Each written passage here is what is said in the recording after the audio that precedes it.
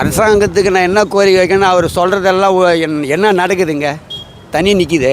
இதுக்கு என்ன முன்னெச்சரிக்கை எல்லாம் ஏற்பாடும் பண்ணிட்டேன்னு சொல்கிறாருல. இப்போ இந்த இந்த இந்த இந்த சிஎஸ்ஆர் ரோட்டில் வந்து பார்க்க சொல்லுங்க. எந்த எம்எல்ஏ வந்தாங்களா, ஒரு கவுன்சிலர் வந்தாங்களா, யாராவது வந்து பார்த்தாங்களாங்க? தண்ணி அப்படியே தான் இருக்குது. இது எடுக்கிறதுக்கு எந்த வழியும் இல்லை. செஞ்சீங்களா, செஞ்சு கொடுத்தீங்களா எங்களுக்கு? நீங்கள் சொன்ன வார்த்தையை காப்பாற்றினீங்களா? அது சொல்லுங்க போதும். ஆமாம், இப்போ இந்த இது மழை பெஞ்சா வந்து தண்ணி இந்த பள்ளம் தாழ்வான பகுதி எம்ஜிஆர் நகரில் வந்து அந்த ஐஐடி கேட்லேருந்து இந்த பக்கம் சிஎஸ்ஆர் வரலும் தண்ணி நிறைய நிற்கிது. இது யாரும் எடுக்க மாட்டேங்கிறாங்க. சைடில் இருந்து காவா எடுத்தாங்க, அந்த மண் பூரா அப்படியே அங்கேயே இருக்குது. அந்த மண்ணும் எடுக்கிற மாதிரி இல்லை. எவ்வளோ நாளைக்கு தண்ணி இருக்குது? எங்கெங்கே இருக்குது தண்ணிலாம் எடுக்கிறாங்க. இந்த பக்கம் மட்டும் வந்து தண்ணி எடுக்கும் போது யாருமே வரமாட்டேங்கிறாங்க. என்ன எதுன்னு பார்க்க மாட்டேங்கிறாங்க. இப்போ என் கோரிக்கை என்னன்னா, இங்கே இந்த எல்லா தண்ணி சிஸ்டமையும் சரி பண்ணிட்டு அங்கே இந்த போட்டிருக்க தண்ணியை கல்லெல்லாம் எடுத்துட்டு இங்கே நல்ல ரோடு போட்டுட்டு ட்ரைனேஜ் சிஸ்டம் க்ளீன் பண்ணாங்கன்னா நிறைய வண்டிகளும் நிறைய போகும். இன்னொரு வாட்டி மழை வந்துச்சுன்னா தண்ணியும் இங்கே நிற்காது. இந்த தண்ணி எடுக்கிறதுக்கு ஏதாவது ஏற்பாடு பண்ணுங்க.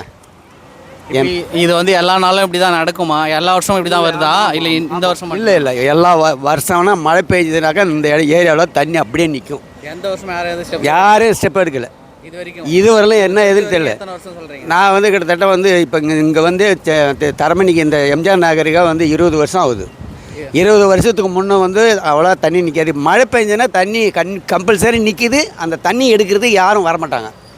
ஆனால் ரோட்டில் தானே நிற்கிது அப்படின்னு சொல்லிட்டு எவ்வளோ பேர் போகிறாங்க வராங்க, எவ்வளோ பாதிக்குது, எவ்வளோ வண்டி இருக்குது, எவ்வளோ மண் அங்கே காவா எடுத்த மண் அது அப்படியே அவ்வளோ மண் இருக்குது.